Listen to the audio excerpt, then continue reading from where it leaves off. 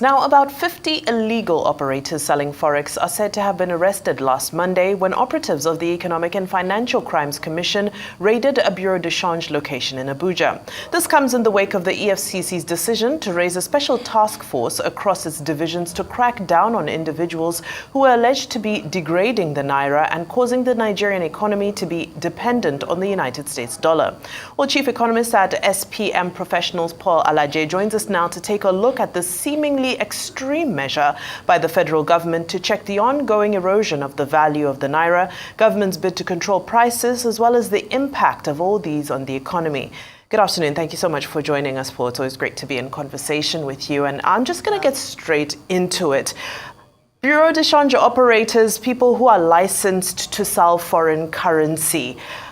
How do we read this move? Because now that the naira is floating, you would assume that they would be allowed to conduct their business. So at what point does it become speculation? Well, we need to continue to study what EFCC meant by speculation and why the raid is going on. What I can say is that the current trade by EFCC, to them, is an attempt to rescue the naira from continuous fall. I don't know if you can hear me.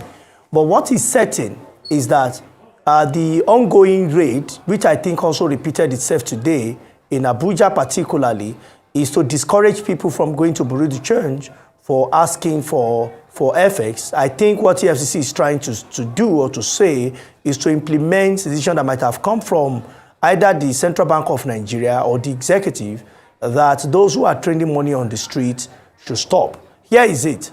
Whether Central Bank is still giving them such allocation or not, it's a different kettle of fish. But as today, what we know is that Central Bank is not giving such money to bureau de change. Perhaps EFCC may question as to where the source of their money is or how they've gotten such money. Those may be the question EFCC may want to ask. But here is the bigger question. Do we think that apprehending these 50 people will now reverse the ongoing continuous fall of naira? The answer is no.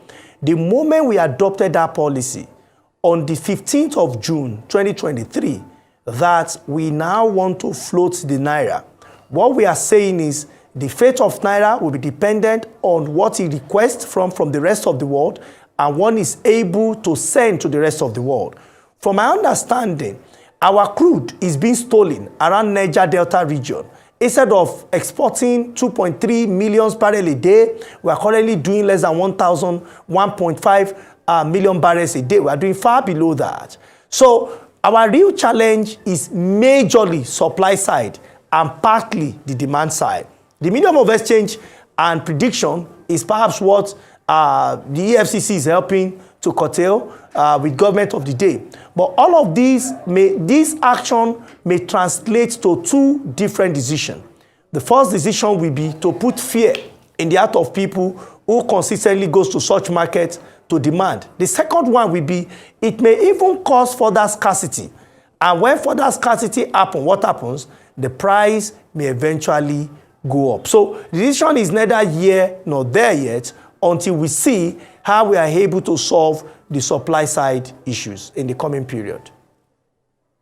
I'm just wondering, hypothetically, if the economic team put together by the president approached you and stated, look, we don't know what's going on, we don't know what the next move we should make to salvage the economy should be, what would your point-by-point recommendation be in order to salvage this situation?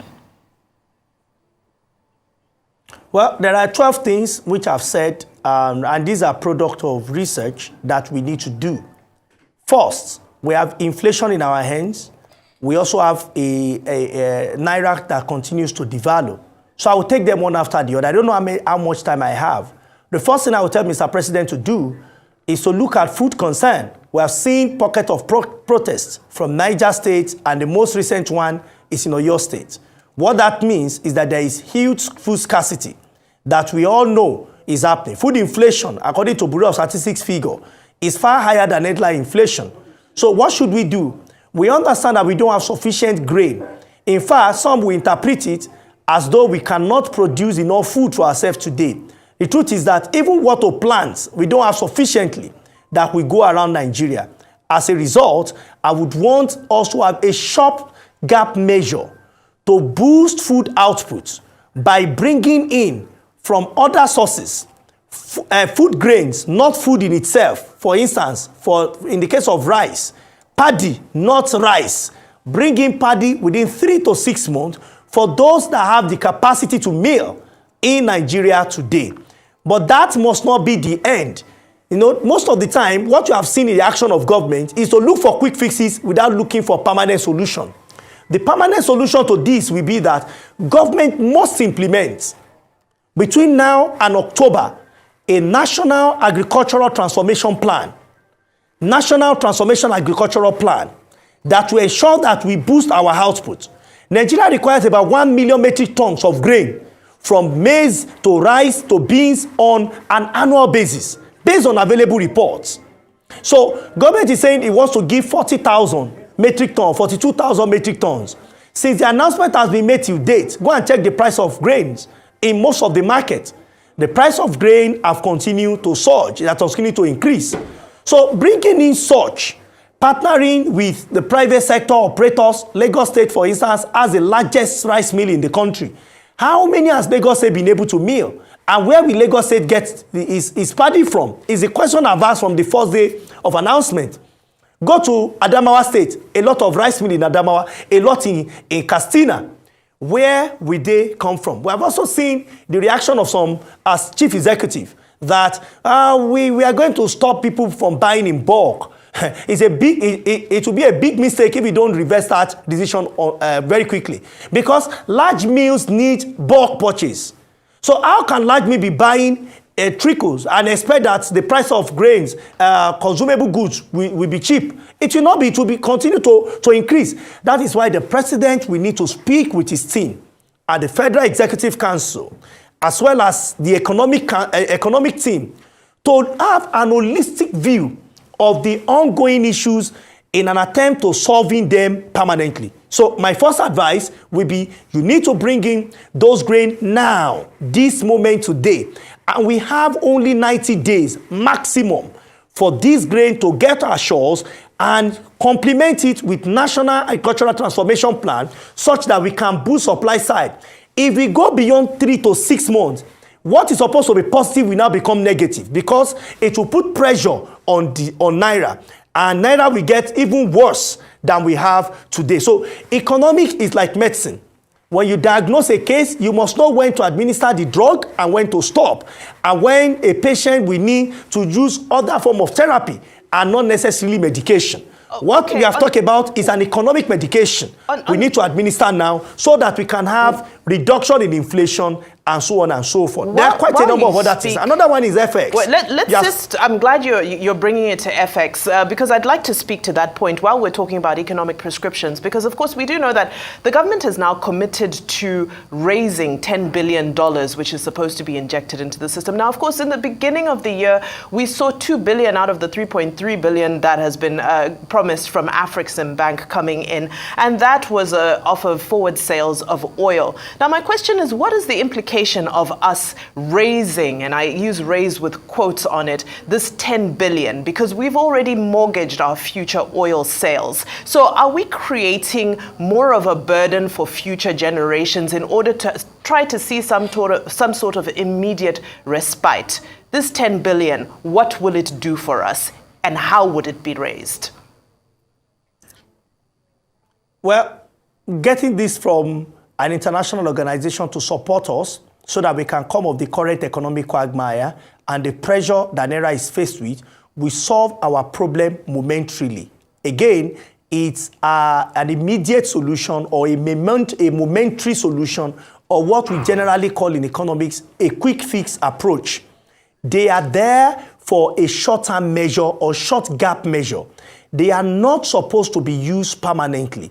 If you check the Bureau of Statistics report or Debt Management Office report, you see that at the rate at which things are going, you have seen that custom adjust rates of what we use for import. You have also seen that it's being muted by the Ministry of Finance that Nigeria will need to adjust exchange rates in the budget and perhaps even make some adjustments in the overall budget. What does that mean? Even to service debts, we need to change the rates too. So we'll now be using about 1,300, 1,400, 1,500 for every dollar. You can check the volume of dollar we are owing today as a nation.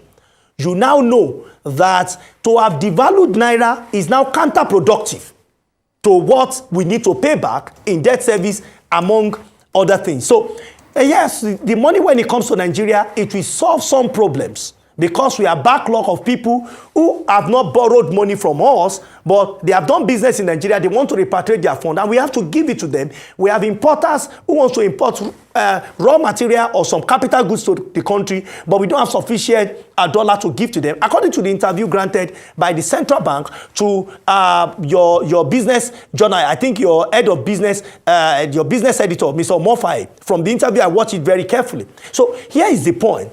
Even when we get that, it will solve our problem momentarily. Where is the permanent solution? Which I hope will be my last point, but I will tell you, it is supply side. Anytime we run away from supply side, which we have been running from for a long time, nearly 10 years, if you have started plantation 10 years ago, imagine the volume of cassava, the volume of maize, rice we would have by now. There is what we call coordination failure, which is what we have experienced in the last decade. Nobody wants to stay and coordinate the real work.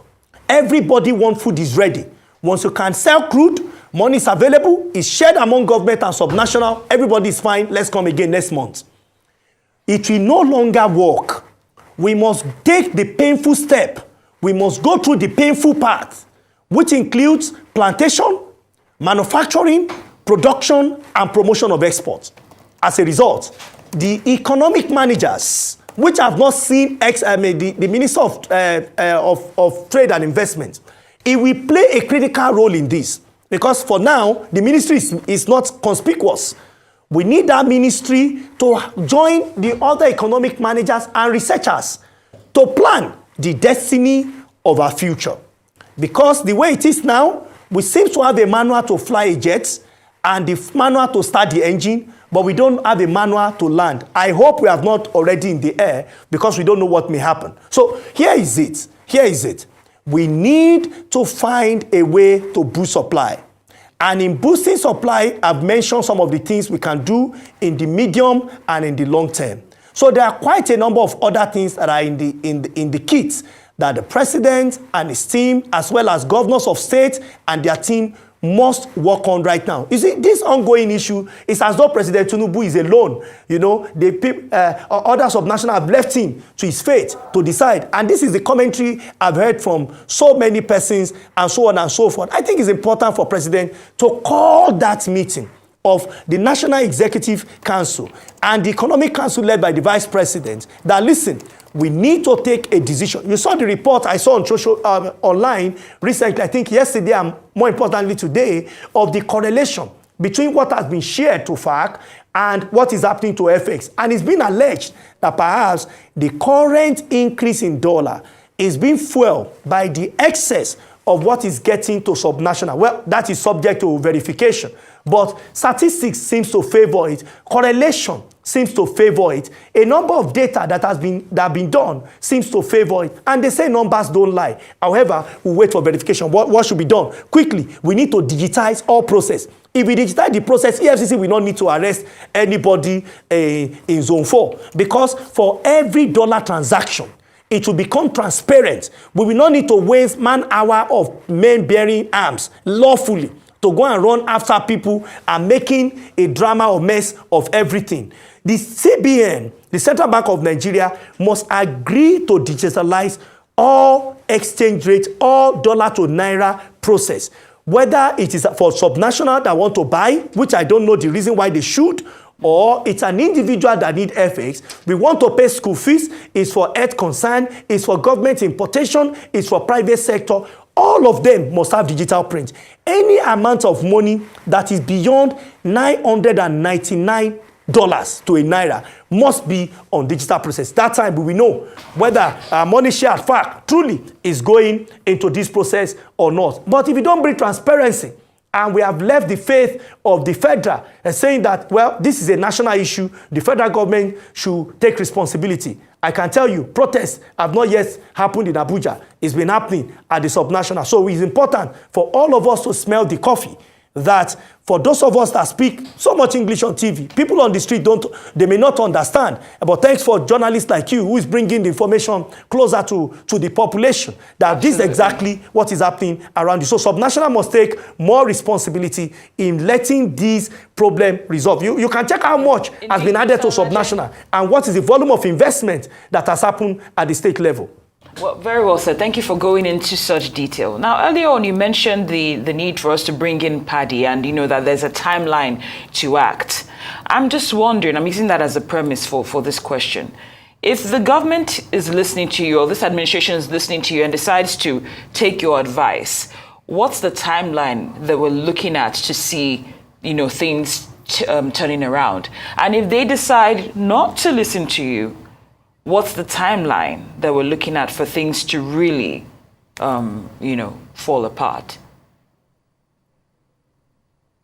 2024 projection and prediction for Nigeria from economic research is a year that will be divided into two. The first half is economic concerns, which we are seeing all over the country. I granted an interview in December, which was circulated, and I mentioned 12 calendar months. The remaining half, we go beyond economic concern to social concern, and that is the one we don't want to see.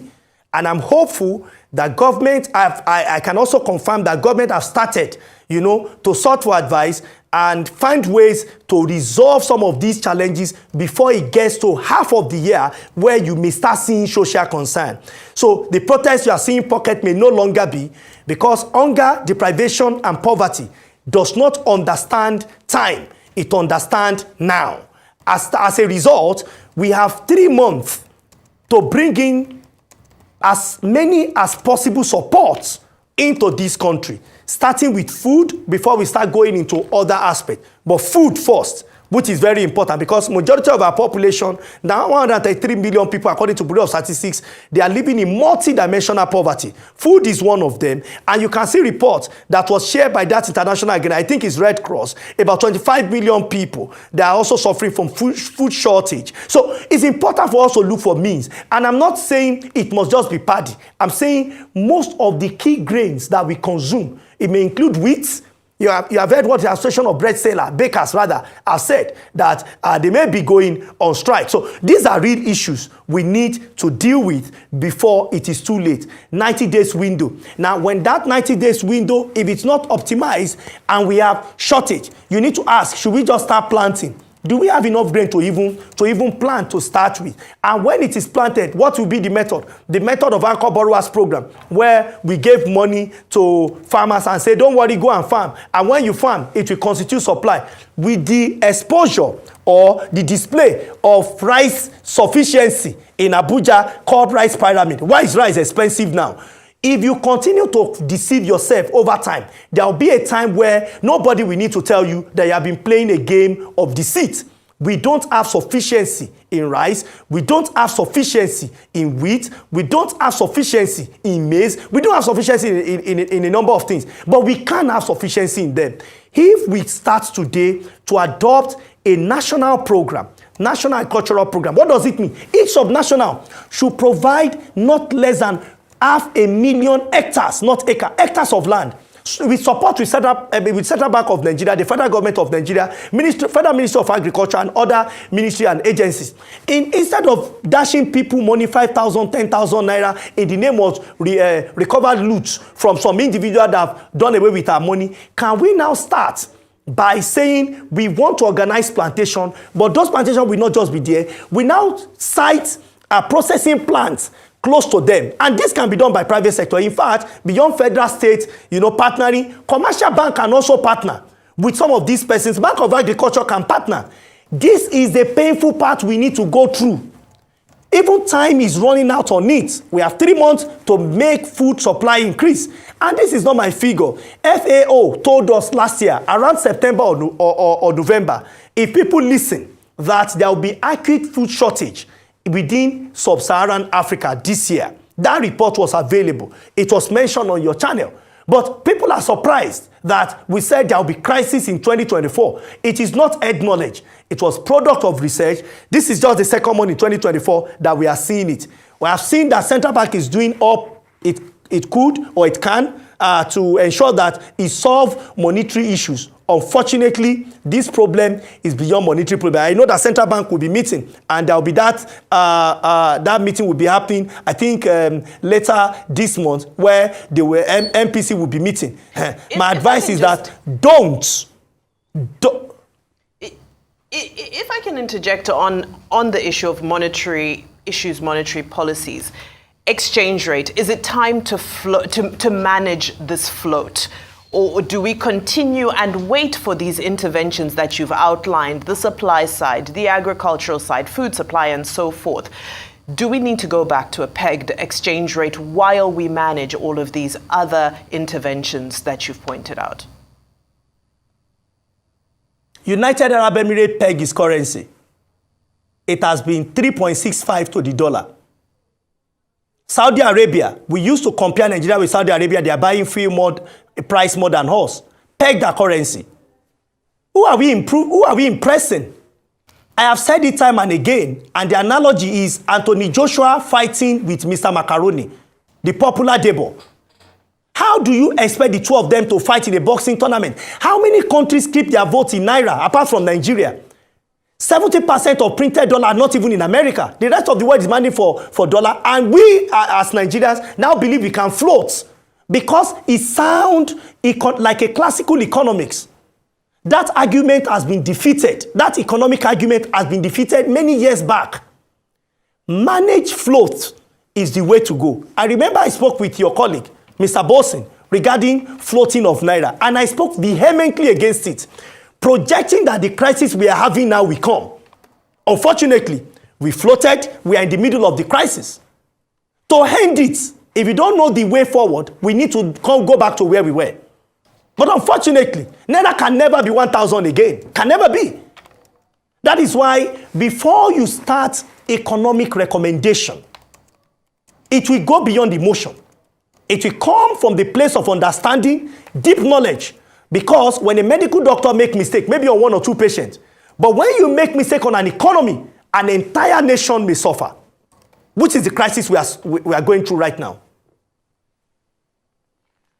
Okay, of course, I asked you that very important question, but I was asking, you've given us a timeline. 90 days is crucial for all these important moves to be made.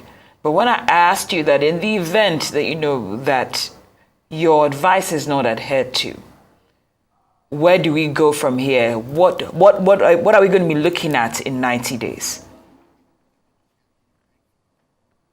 Well, in 90 days, if we don't boost food supply, in 90 days, if we don't curtail those who are fueling parallel markets for Naira to get devalued, in 90 days, if we don't digitalize the purchase and sales of FX, in 90 days, if we don't do something about current crisis that has to do with food, we will fast track the timeline, which should have been January to June for economic crisis, then July to December for social crisis. We will fast track it such that instead of waiting till June, we will see social crisis even earlier. So that's what the number says. But what we need to do now is not to wait for that to come. And I'm very confident that Mr. President will do something. I'm very confident that starting from today, if we call the central bank, the Minister of Finance, and other ministers that may be necessary for the economy, and more importantly, Minister for Trade and Investment, for them to harmonize in policy. 2, Minister of Agriculture, to start considering some of these policies, especially by providing support. Because what I've seen in the recent months is panic mode. Fire brigade approach. Let's try this one if it will work. If you see panic mode, we will overreact to economic issues. But economy has no emotion. It's factual, it's data-based, it's data-driven. That is why we cannot wait till 90 days come before we start having this implementation. Anyone who loves Nigeria We think beyond Mr. President, whether you like him or hate him. What we need right now is way forward, is solution, and a progressive movement for Nigeria. There's quite a number of other things that I think we should implement, but those that should be done within the next 90 days should be implemented starting from now. But having a national economic plan, especially as it has to do with agriculture and manufacturing, that plan, I don't know if maybe the committee is somewhere talking, I don't know. But if we don't, it's important for us to do that. Lastly, on FX, is signaling. There is nobody signaling hope on the Naira at that level. So if you ask average Nigerians, and people may want to tweet on X or on Twitter, right now on Facebook or on Instagram, and ask them that question, where do you see Naira in the next 2 days, in the next 2 months?